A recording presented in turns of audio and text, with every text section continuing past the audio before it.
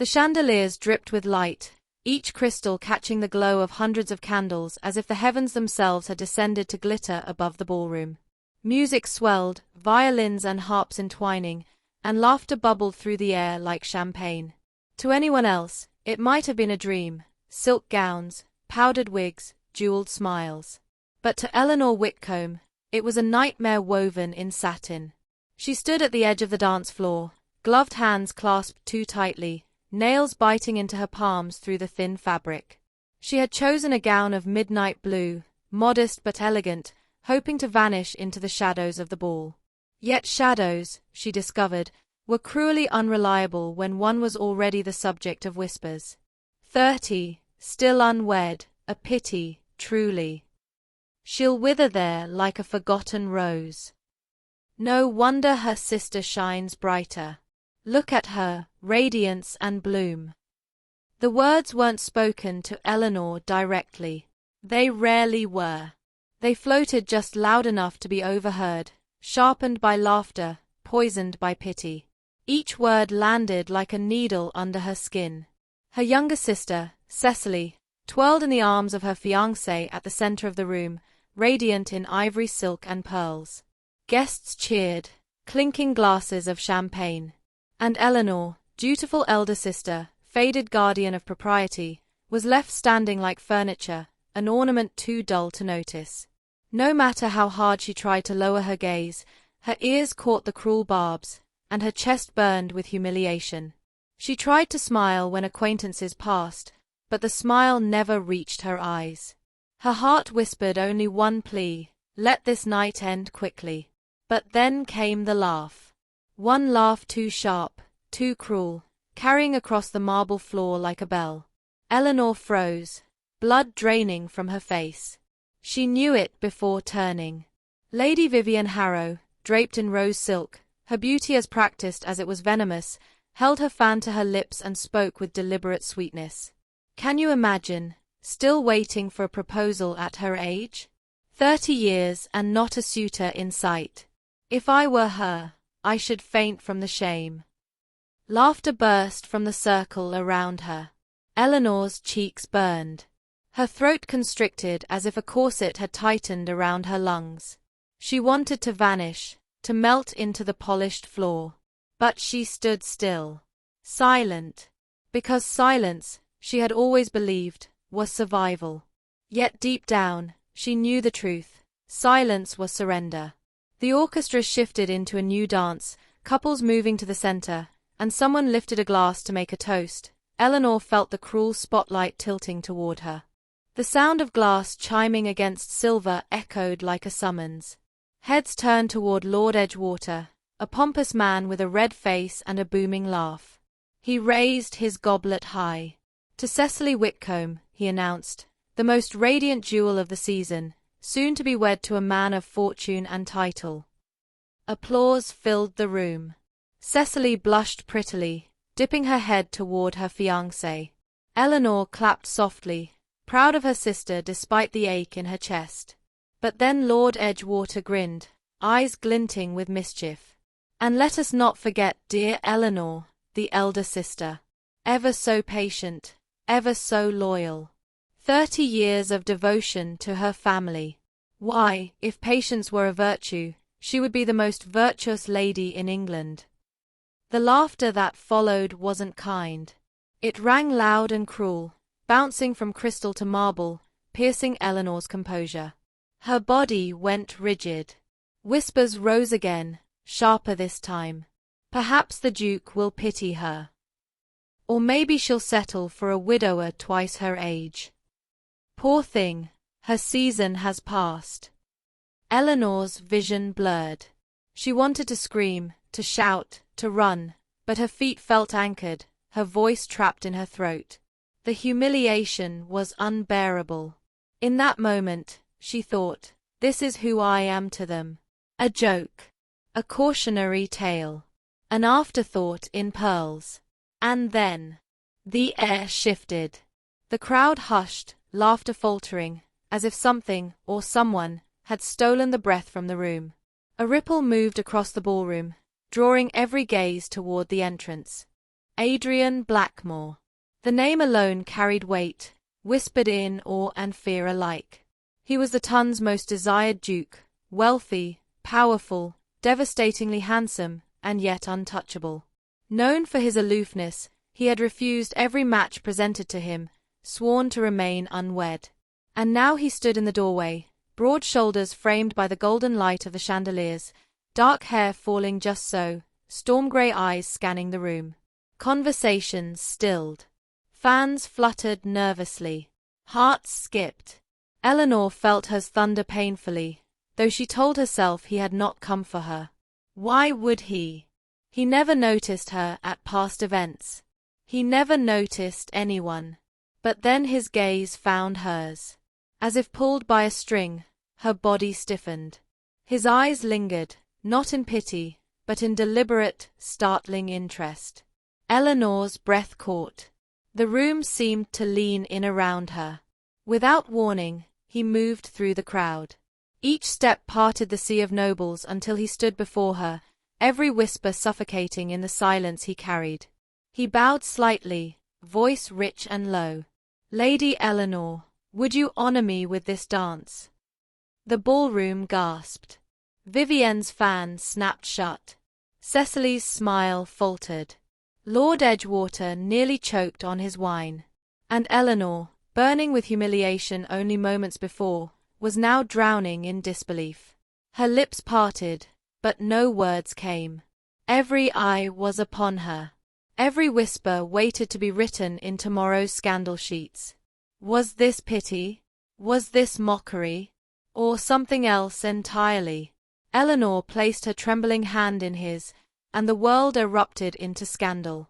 What would you have done if the most desired man in the room chose you just as the world mocked you? Would you have trusted the Duke's intentions, or feared it was another cruel game? The morning after the ball dawned with a sky the color of tarnished silver, the air heavy with the promise of rain.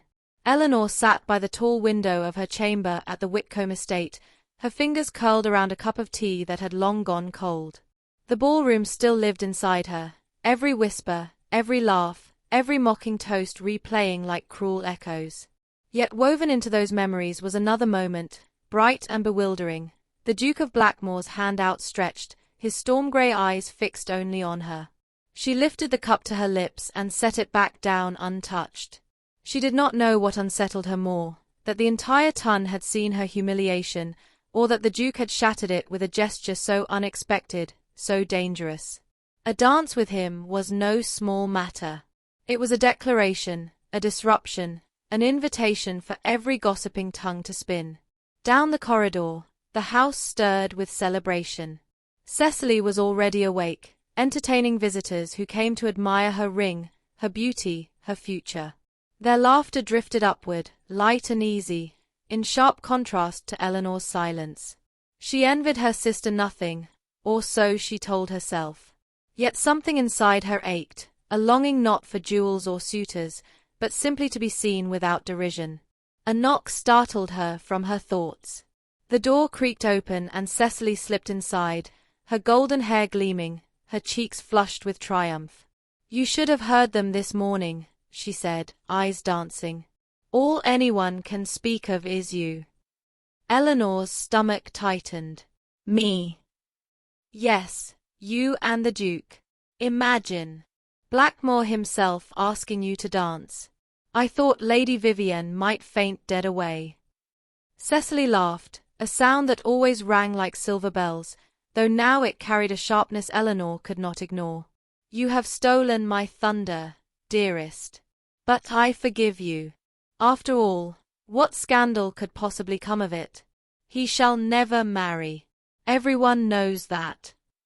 Eleanor forced a small smile. "Then let them talk. By tomorrow, they will find another object of interest." Cecily moved to the mirror, admiring her reflection with a self-satisfied sigh. Perhaps. But Lady Vivienne looked murderous. "I almost pity you, Ellie. She does not forgive easily." The warning lingered after Cecily left. Eleanor clasped her hands together, staring at her own reflection in the window. She had always believed herself invisible. Now, she was anything but, and she did not know whether to tremble or to stand tall. That afternoon, Eleanor ventured into the gardens, seeking the cool air to clear her mind. The roses had begun to bloom, their scent heavy with rain, petals glistening like jewels. She trailed her gloved fingers along the hedges, inhaling the damp sweetness. For a moment she allowed herself to imagine another life, a life where she was not mocked, where she might walk freely without shadows of ridicule. Lady Eleanor. The voice, low and unmistakable, sent her heart racing. She turned sharply, nearly stumbling, to find the Duke of Blackmore standing a few paces away. He looked as though he had stepped from the very storm, dark coat, boots dusted with travel, eyes fierce and unreadable. She wondered if she had conjured him from thought alone. "Your Grace," she managed, her breath catching. "I hope I do not intrude." He bowed his head slightly, though his gaze never wavered. "I thought it proper to offer my apologies, if my actions last night caused you discomfort." Discomfort? The word seemed far too small. "You need not apologize," she said softly. "Though I confess, I do not understand why you chose me." "Because they mocked you," he said simply. "And because I will not abide cruelty." Eleanor blinked, stunned by his bluntness. Yet beneath his words lay something else, something heavier. His eyes searched hers, as if daring her to look away. She could not. They walked slowly down the gravel path, silence stretching between them, broken only by the whisper of leaves. Eleanor's mind raced. Every step beside him felt like a proclamation. If anyone saw them, the whispers would double, the scandal deepen. Yet she could not bring herself to retreat. At length, Adrian spoke again, his tone quieter, as though confiding. "You must know, Lady Eleanor, that society feeds on weakness. They will mock you until you break, or until you teach them you cannot be broken." Eleanor's chest tightened. "And you, Your Grace? They speak of you as though you were carved of stone. Untouchable. Do you never tire of it?" His jaw clenched, a flicker of pain shadowing his expression. "Stone cracks, Lady Eleanor. But no one cares to look closely enough to see it." Her breath caught. She wanted to ask more, to peel back the armor he wore, but the words stuck in her throat. Instead, she said the only truth she dared: "Thank you. For seeing me when no one else would." Their eyes held, and in that silence something passed between them, a fragile recognition, as if two invisible souls had brushed against one another. Eleanor felt heat rise in her cheeks and turned away quickly, staring at the roses. "I should return before my absence is noted." "Of course." His bow was crisp, but his voice softened. "Until we meet again, Lady Eleanor." When she finally returned to the house, her heart still pounded, her mind spinning with questions she could not answer. Why had he sought her out? Why her, of all women? And what shadows lingered behind his steady gaze? By evening, the whispers had spread like wildfire. Eleanor sat in the drawing room with her mother, listening as visitors chattered of nothing but the Duke. Every sentence seemed to end with her name. "Did you see them together in the gardens? Perhaps she has finally ensnared him." "No. Impossible. Blackmore would never wed. He needs no one." Eleanor kept her head bowed, stitching embroidery she could not see. Each word stabbed at her composure. She wanted to scream that it was nothing, that she had not ensnared anyone, but the truth lodged inside her like a secret. Because part of her, despite fear, despite humiliation, wanted it not to be nothing at all. Her mother, Lady Whitcomb, cleared her throat.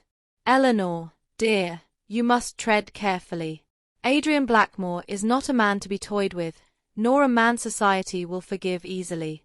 His attention may shield you for a moment, but it may also ruin you."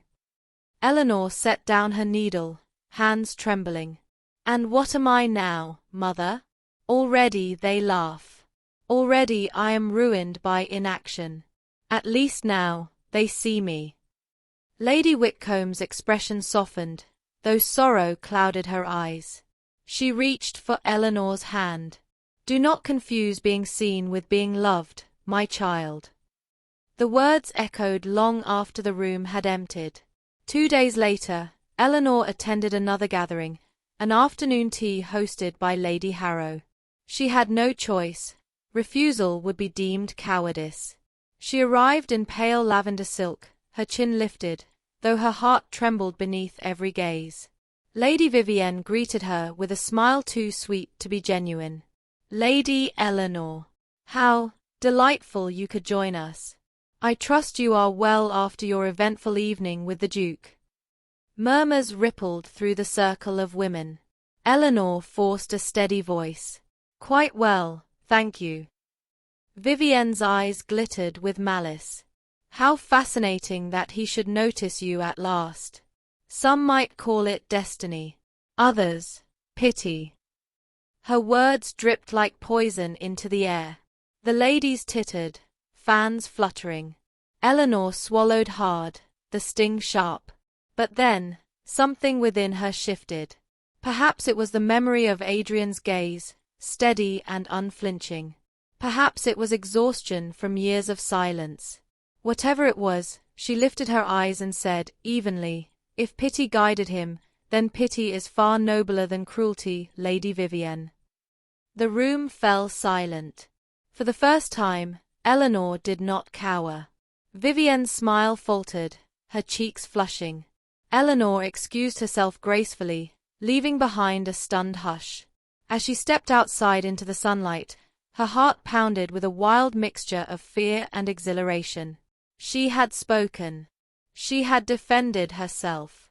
And though whispers would continue, she felt something unfamiliar, power. That evening, a carriage stopped before the Whitcomb estate. Eleanor, standing by the window, recognized the crest before the footman even knocked. The Blackmore crest. Her pulse quickened. The butler ushered the Duke into the drawing-room, where Eleanor sat waiting, her hands cold despite the fire crackling in the hearth. He bowed, formal as ever, but his eyes betrayed urgency. Lady Eleanor, he said, I hope you forgive the impropriety of my visit. I wished to see you, to ask if you suffered on account of Lady Harrow's cruelty. Eleanor's lips parted. How did you? I hear more than most expect. His mouth curved faintly, though the smile did not reach his eyes. And I will not allow you to stand alone against vipers. Her chest ached with conflicting emotions, fear, longing, disbelief. Why me, your grace? Why involve yourself in my humiliation? He hesitated, and for a heartbeat she saw vulnerability crack through the stone. Because you remind me that even the strongest walls can hide fractures. And perhaps, because I see in you a courage you do not yet see in yourself. The silence stretched, charged, fragile. Eleanor's throat tightened. She wanted to deny it, to insist he was mistaken. Yet deep down, something whispered that he was right. Before she could speak, a knock at the door startled them both. A servant entered, delivering a sealed envelope. Adrian's jaw tightened as he accepted it. His eyes darkened as he broke the wax. Whatever words he read, his face revealed little, but Eleanor caught the flicker of anger. He folded the letter sharply, sliding it into his coat. Forgive me. There are matters I must attend. He bowed again, his voice low. Do not let them silence you, Lady Eleanor. And then he was gone, leaving behind the faint scent of musk and the pounding of Eleanor's heart. The rain began to fall that night, tapping softly against Eleanor's window. She lay awake, staring at the ceiling, torn between fear and hope. For the first time, she felt the fragile spark of possibility. Dangerous, intoxicating, impossible to ignore. What would it mean, if the most desired duke in England truly saw her? What would it cost her, if he did not?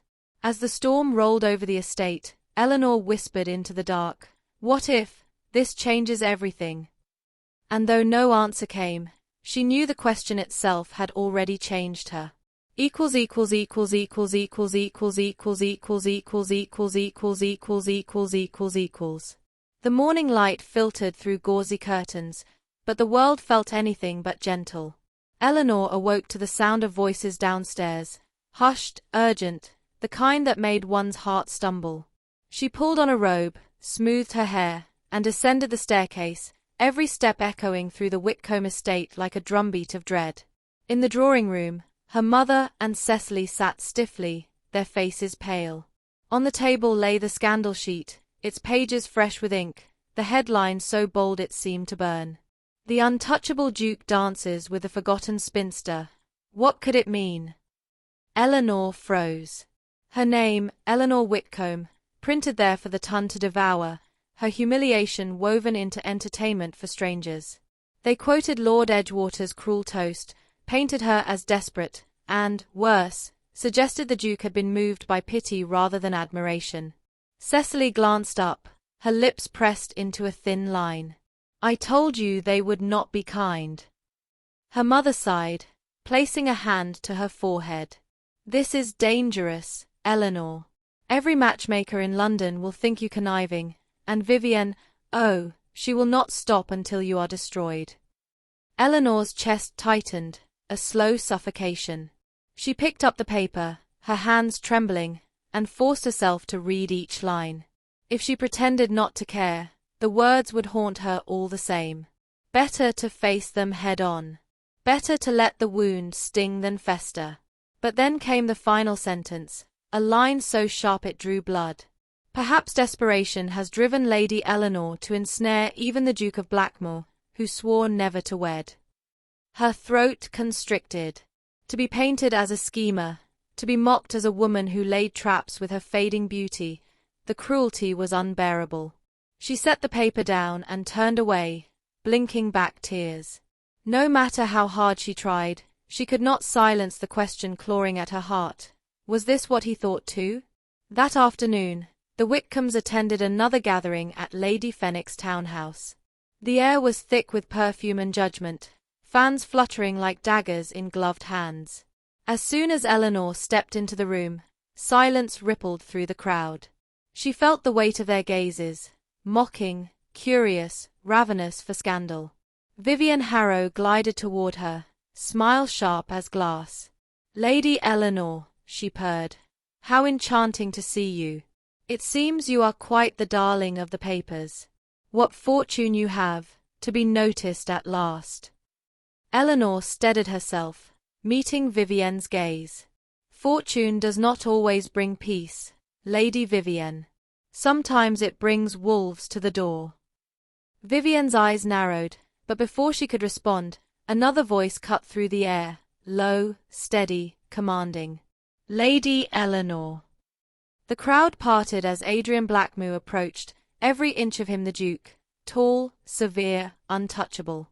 He bowed over her hand, his lips brushing her glove, and for the first time Eleanor saw a flicker of warmth in his storm-grey eyes. Gasps rippled through the gathering. Vivienne's smile froze.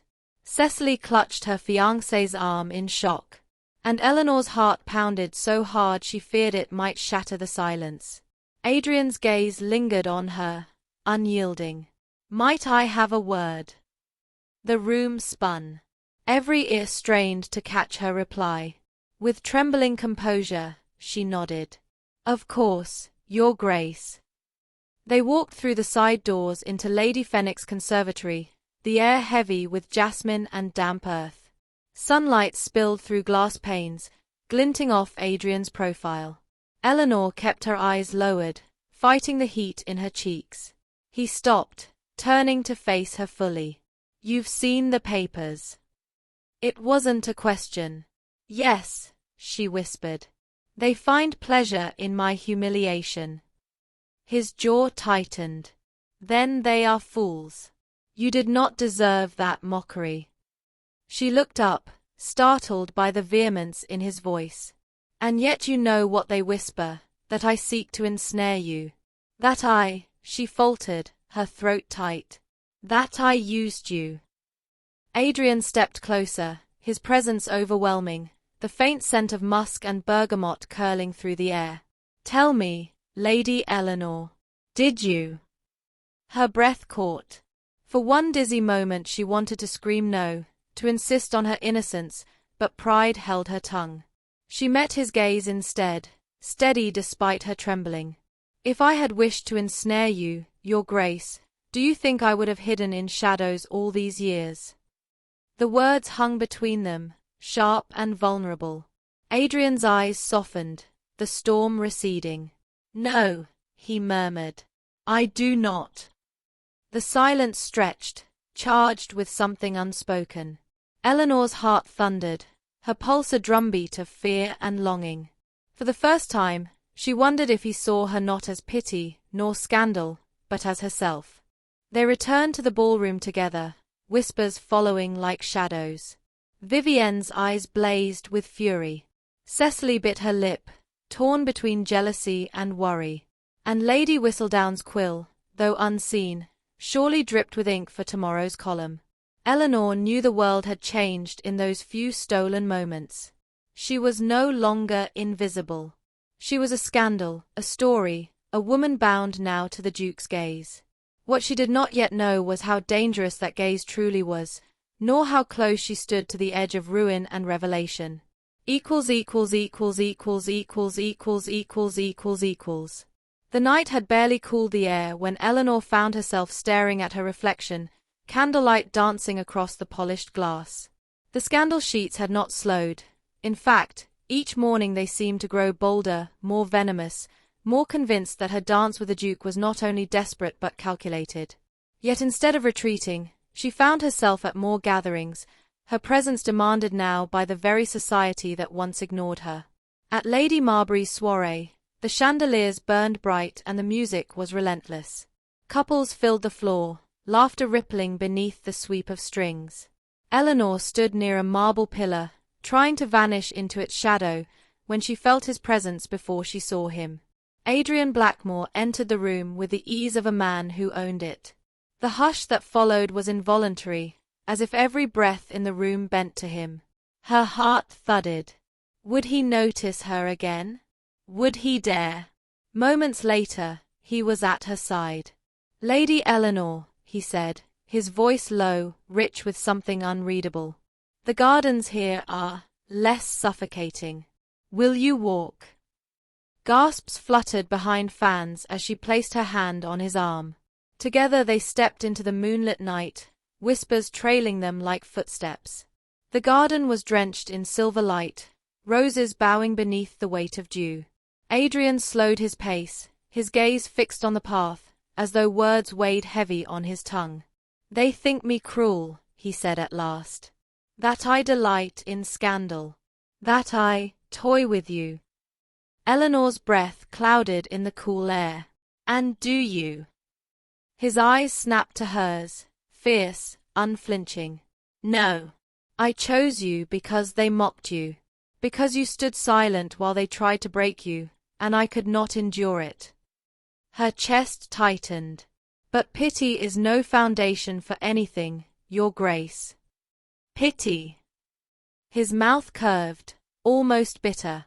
"Do you truly think I pity you, Lady Eleanor?" The silence between them was alive, thick with tension. He stepped closer, close enough that the scent of leather and musk filled her lungs. "You intrigue me. You unsettle me. That is no pity." Her lips parted, but no words came. Her pulse raced, every heartbeat a confession. And yet, in the back of her mind, doubt gnawed. Why now? Why me? Inside, the rival waited.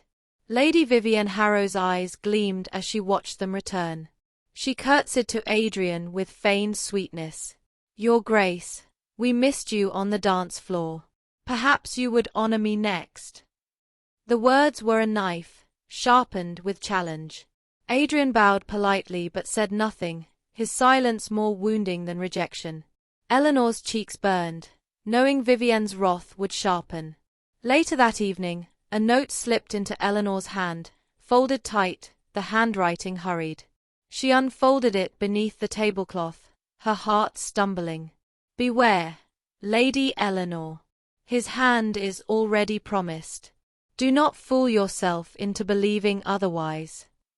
Her fingers trembled. She shoved the note into her reticule, her mind whirling. Promised? To whom? Vivienne? Or another? The thought was unbearable.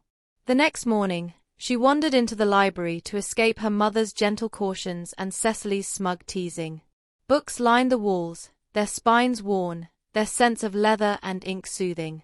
She trailed her fingers along the shelves, seeking calm. Adrian appeared in the doorway. He moved with that same storm-born presence, and the room seemed smaller with him in it. You look troubled, he said quietly. She lifted her chin. Do you speak from observation, or from certainty, Your Grace? He stepped closer, the floor creaking beneath his boots. From truth. Tell me what haunts you. Her hand closed around the hidden note in her pocket.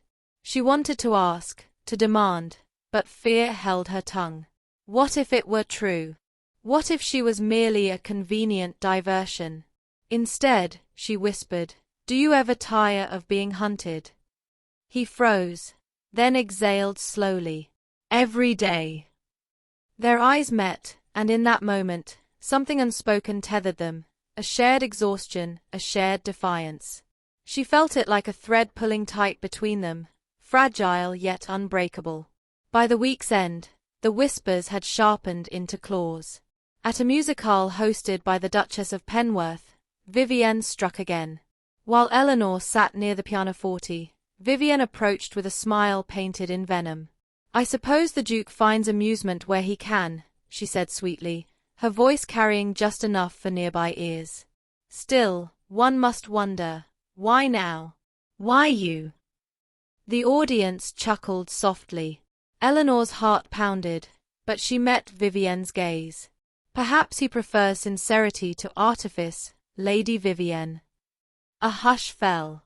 Vivienne's eyes flashed, her fan snapping shut with a crack. The Duchess's brow arched in amusement, and whispers filled the silence. Eleanor's cheeks burned, but she held her ground. For once, she did not retreat.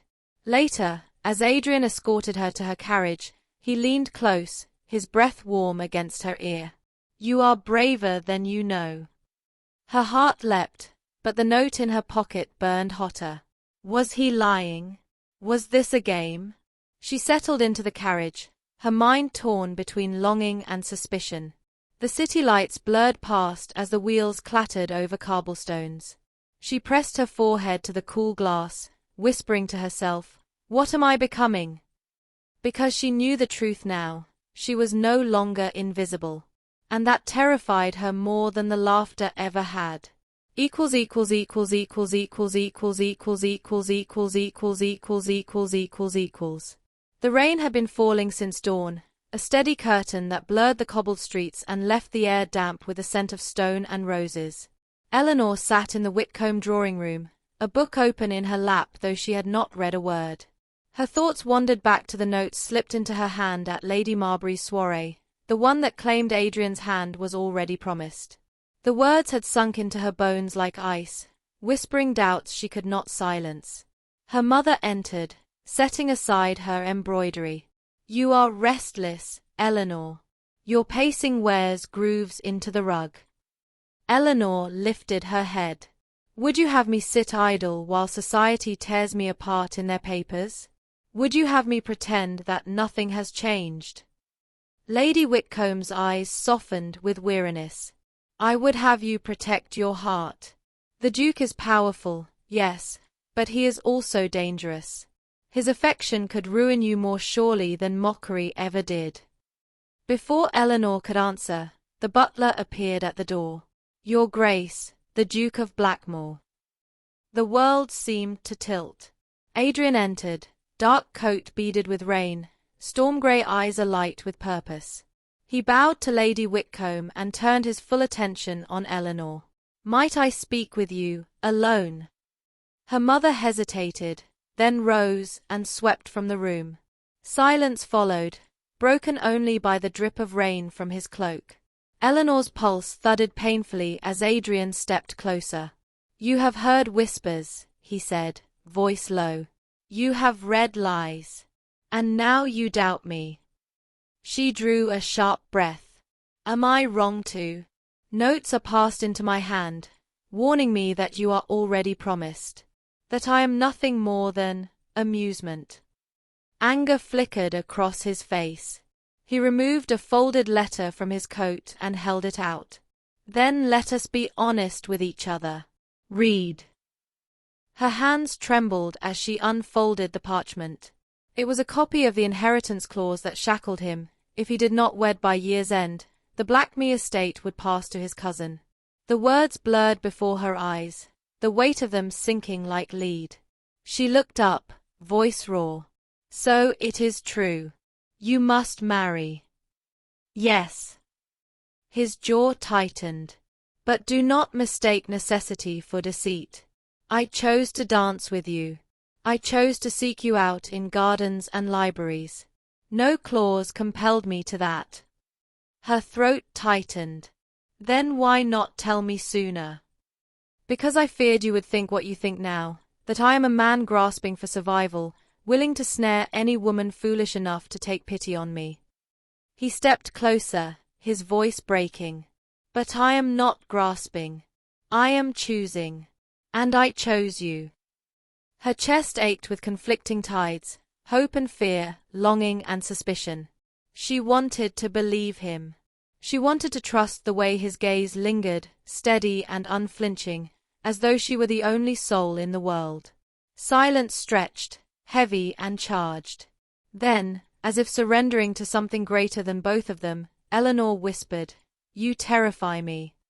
Adrian's hand brushed hers, tentative, reverent. "And you undo me." The fire cracked in the hearth, heat filling the space between them. Eleanor's breath came shallow as she felt his thumb graze her gloved hand. For a moment, all her doubts dissolved in the warmth of that touch. Days later, whispers turned venomous. Lady Vivienne had orchestrated her cruelty with precision. At a masquerade hosted by the Marchioness of Davenport, Eleanor arrived in silver silk, her mask delicate lace. She hoped to vanish into the glittering sea of anonymity, but Vivienne's trap had already been set. As the orchestra hushed between sets, a footman presented a sealed letter to the Marchioness. With theatrical flourish, Vivienne urged her to read it aloud. The words, penned in a hand forged to mimic Eleanor's, dripped with false ambition. "Dearest Adrian, my scheme is nearly complete. Soon, with the world convinced, I shall rise above the mockery of age and win your fortune besides. Your name will secure me, as I have always planned." Gasps filled the room. Masks turned toward Eleanor, eyes wide with disgust, pity, contempt. Her breath fled her lungs, her face flaming beneath the lace. "I did not write this," she whispered, but her voice drowned in the uproar. Vivienne's laugh cut sharp. "How clever, Lady Eleanor, to ensnare a duke with quills and lies. But cleverness cannot hide desperation." Eleanor's knees threatened to give. She searched the crowd, her eyes finding Adrian's across the room. For a heartbeat, terror gripped her. What if he believed it? What if every step they had taken toward one another was undone in an instant? But his gaze was steady, storm-gray and unyielding. He crossed the room in measured strides, silence falling with each step. Standing before her, he took her trembling hand and lifted it to his lips. "Lady Eleanor is no liar," he said, his voice carrying through the hall. "And she will not stand alone." Gasps echoed, scandal erupted, and Vivienne's face twisted in rage. But Eleanor heard none of it. All she felt was the press of his lips to her glove. All she saw was the certainty in his eyes. And in that moment, despite every whisper, she believed him. Equals equals equals equals equals equals equals equals equals. The scandal would not die. In fact, it grew teeth. By the following week, every drawing room, every tea table, every scandal sheet carried Eleanor's name. The spinster schemer. The Duke's desperate rose. Gossip bit harder than any blade, and though Adrian had defended her publicly, whispers painted his gesture as gallantry, nothing more. At the Whitcomb estate, Eleanor sat at her writing desk, staring at a blank sheet of paper while rain streaked the windows. The forged letter still haunted her. Someone had wanted to ruin her, and they had succeeded. Her hand shook as she dipped the quill, but she could not write. Her thoughts circled one question: does he truly believe me? The door creaked open. Her mother entered, eyes lined with worry. Eleanor, you cannot keep enduring this. It is tearing you apart. Already, invitations have dwindled. Even Cecily's fiancé grows nervous of the association. Eleanor's chest tightened. So I am to retreat? To hide and let them win? Her mother's silence was answer enough. That evening, Adrian visited. His expression was storm-dark, his coat still damp from the rain. When Eleanor entered the drawing room, his eyes searched hers, and she saw something she had not seen before: hesitation. "Your Grace," she said softly. "Eleanor." His voice was low, careful. He moved toward the hearth, staring into the fire as though it held answers. "The city devours us. Each day the lies grow louder. My cousin whispers in Parliament that I have been duped. My estate's council begins to question my judgment. Every step I take toward you feels like another step toward ruin." The words pierced. Eleanor's breath caught. "Then you regret it, dancing with me, defending me." His head snapped up, eyes burning.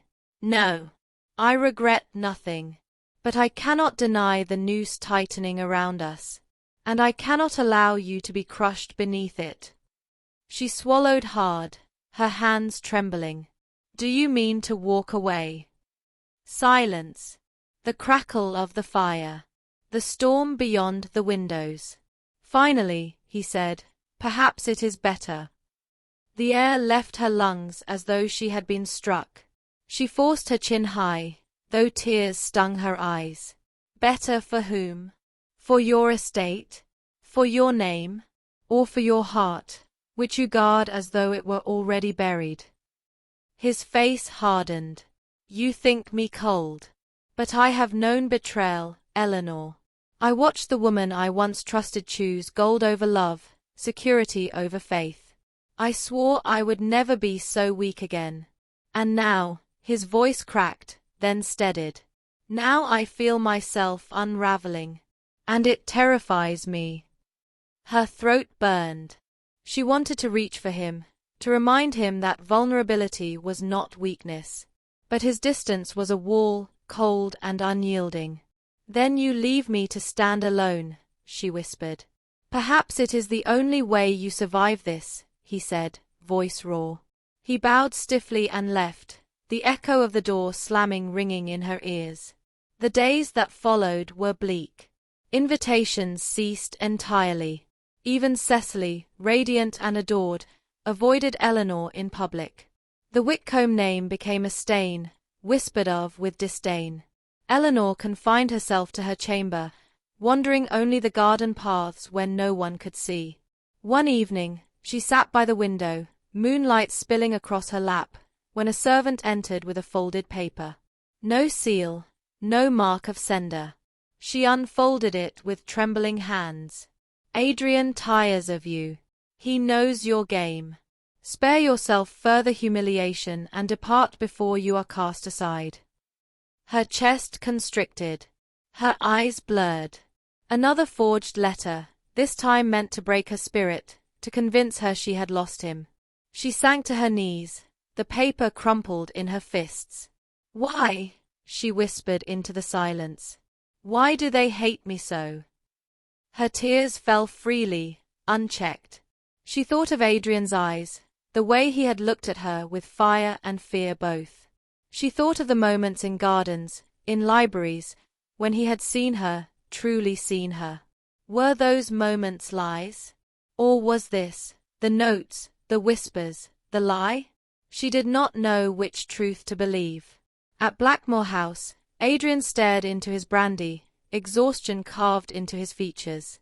His cousin leaned against the mantel, smirking. "You see, Adrian, this is what comes of dallying with desperation. The Ton laughs at you. Investors lose faith. Even the Queen hears whispers. You must end it before your estate is lost entirely." Adrian's grip tightened on the glass until it nearly shattered. "You think me weak. I think you reckless." Adrian turned away, his mind a battlefield. Eleanor's face rose before him, proud even in pain, steady even in humiliation.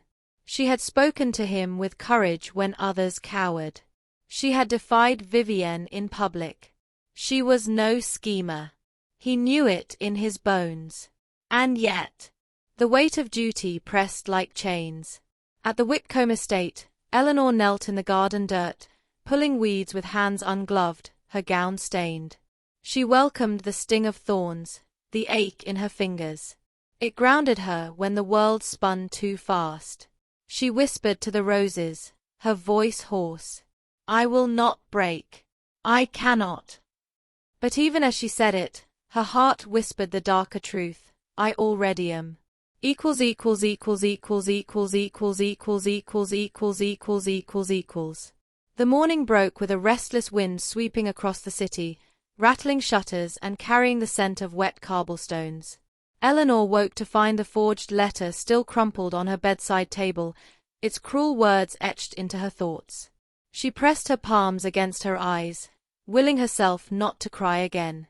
Yet beneath the sorrow lay a pulse of anger, at Vivienne, at society, at Adrian himself for doubting her. By noon, the Whitcomb estate was alive with uneasy whispers. A maid hurried into Eleanor's chamber, cheeks flushed. "My lady, there is a visitor. He insists on speaking with you." Eleanor's heart lurched. "Who?"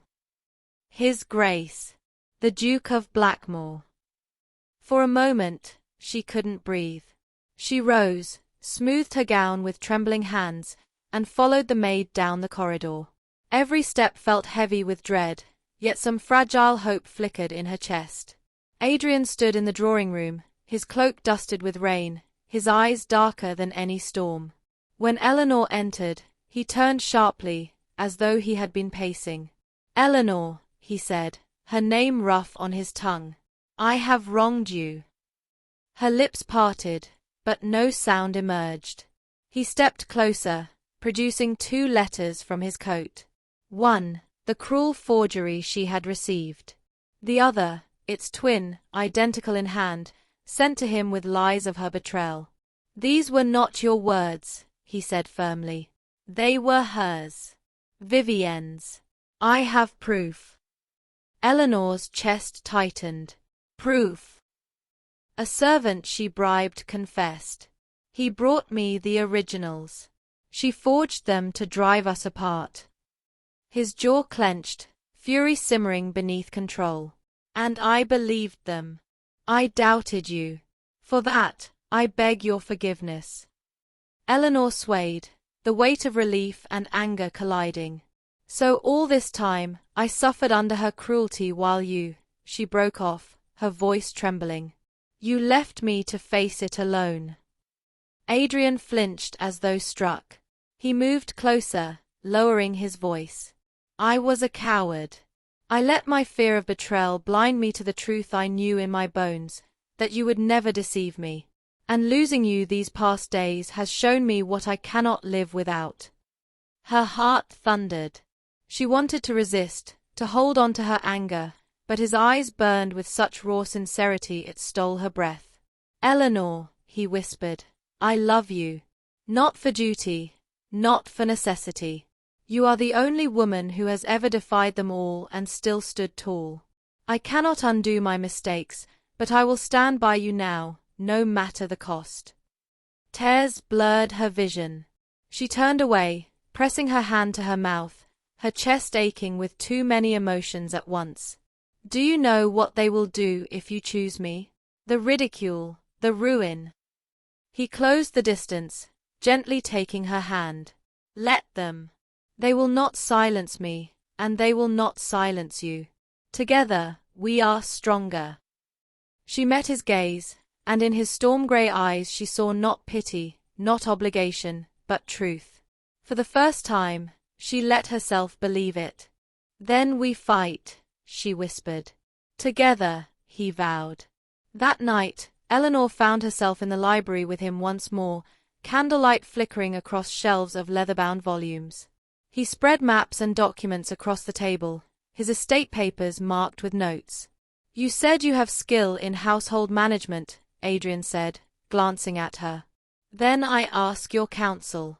The land, the tenants, the debts, they require strategy one alone cannot master. But you, his voice softened. You see details others miss. You see people, Eleanor. She stared at the papers, then at him. For so long she had been dismissed, overlooked, invisible. And now, the most powerful man she had ever known was inviting her to stand as his equal.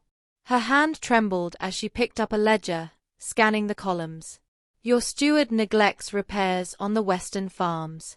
If restored, yields could double by autumn. And the tenants would bless you for it.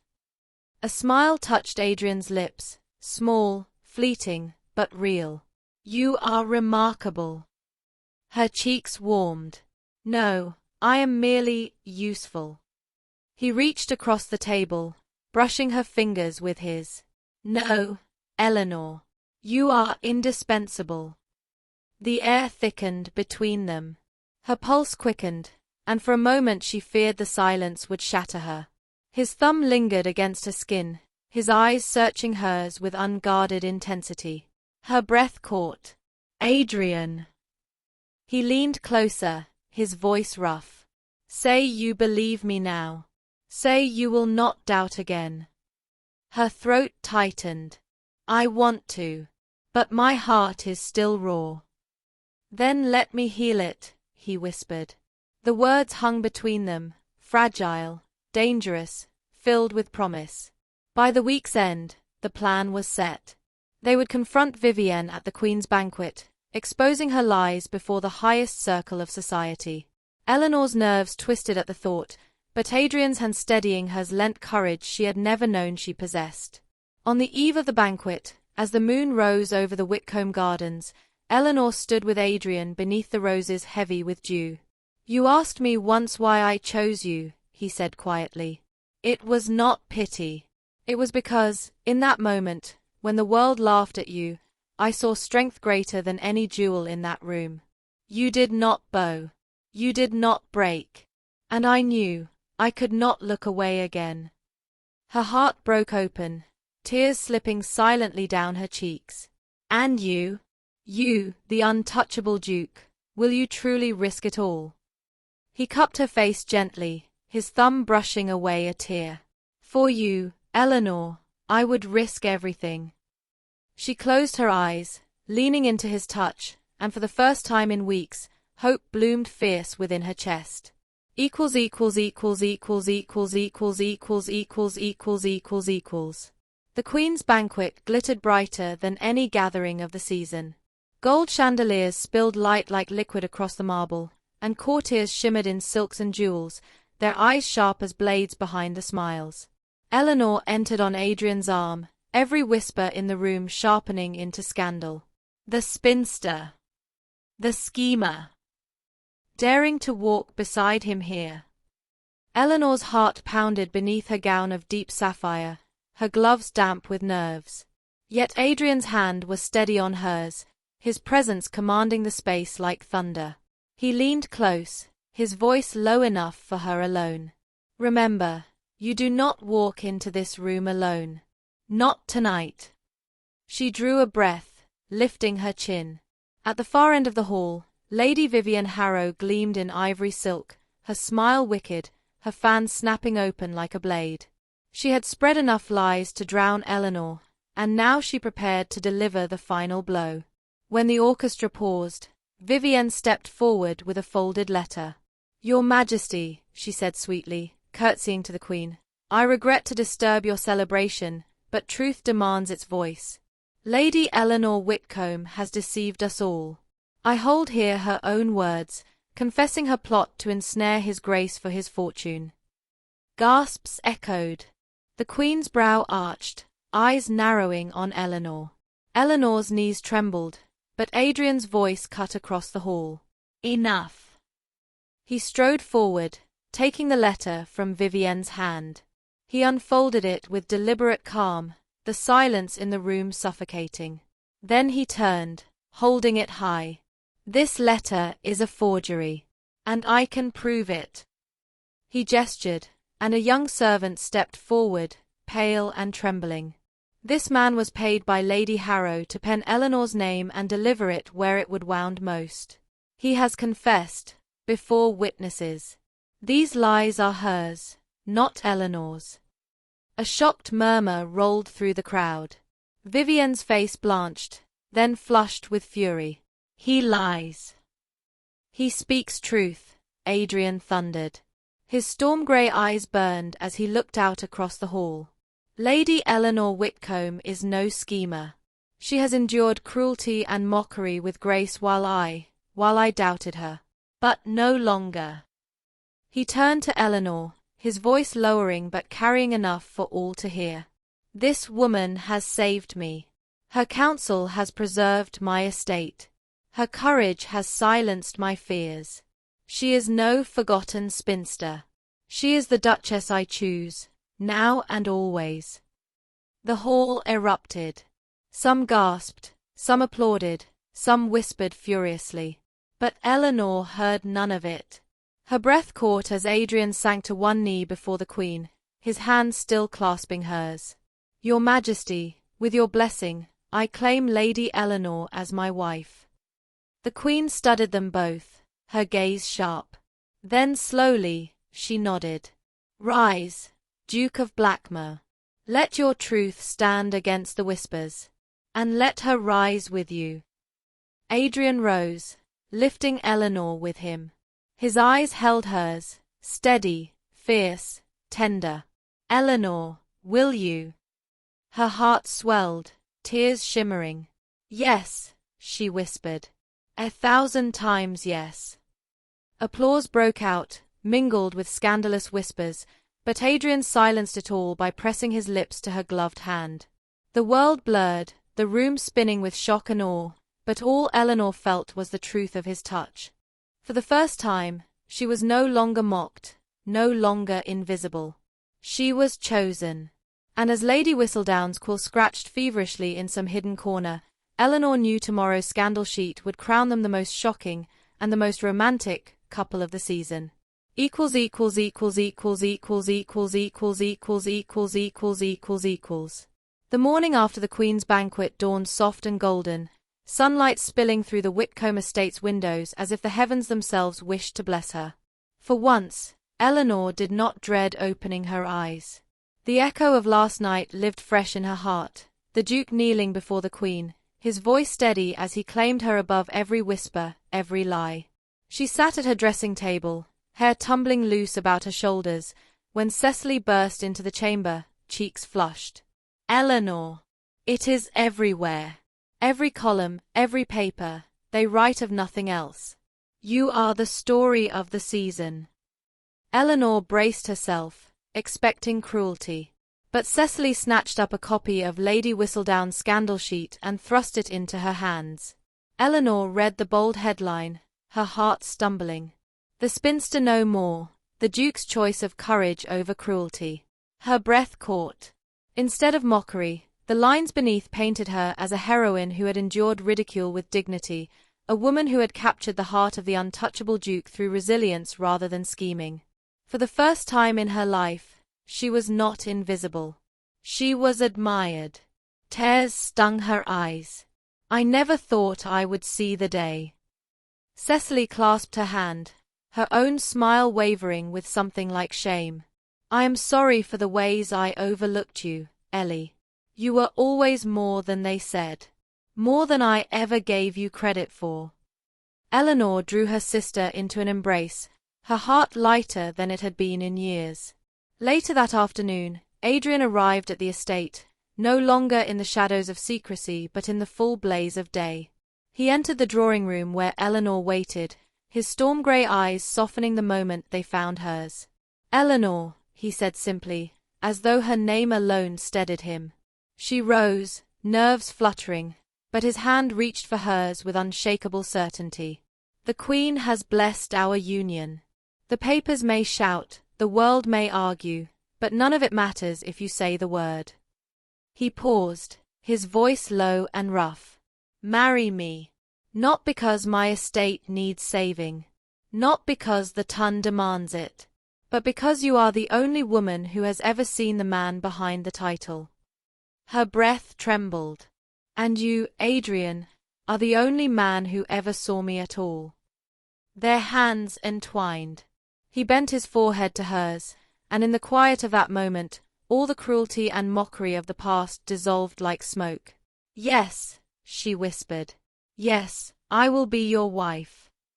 His lips brushed hers, gentle, reverent, sealing the vow neither crown nor scandal could undo. Weeks later, Eleanor stood in the gardens of Blackmore, now Duchess, the air sweet with roses and the promise of spring. Children of the tenants laughed beyond the hedges, their voices bright. The estate thrived, no longer burdened, her counsel and Adrian's strength entwined in stewardship as surely as in love. She walked arm in arm with him along the gravel path, their steps in rhythm. The world had not stopped whispering, they doubted, they speculated, but it no longer mattered. For every whisper, there was his hand holding hers, his gaze steady, his love unyielding. As they paused beneath a blooming rose arch, Eleanor lifted her face to the sky. She thought of that night at her sister's ball, when she had been nothing more than the subject of cruel laughter. How strange, how miraculous, that humiliation had become the beginning of everything. Adrian's arm circled her waist, drawing her close. "What do you see?" he asked. She smiled through quiet tears. "The life I never believed I could have." "And what is that?" She leaned into him, her voice steady. "To be loved, completely." He kissed her then, under the roses, with the certainty of a man who had fought through pride, fear, and scandal to find the one woman who could undo him. And Eleanor knew, with every beat of her heart, that love had not only transformed her fate, it had saved them both. Would you have trusted the Duke's love, knowing his survival depended on marriage? Do you believe love can truly transform shame into triumph?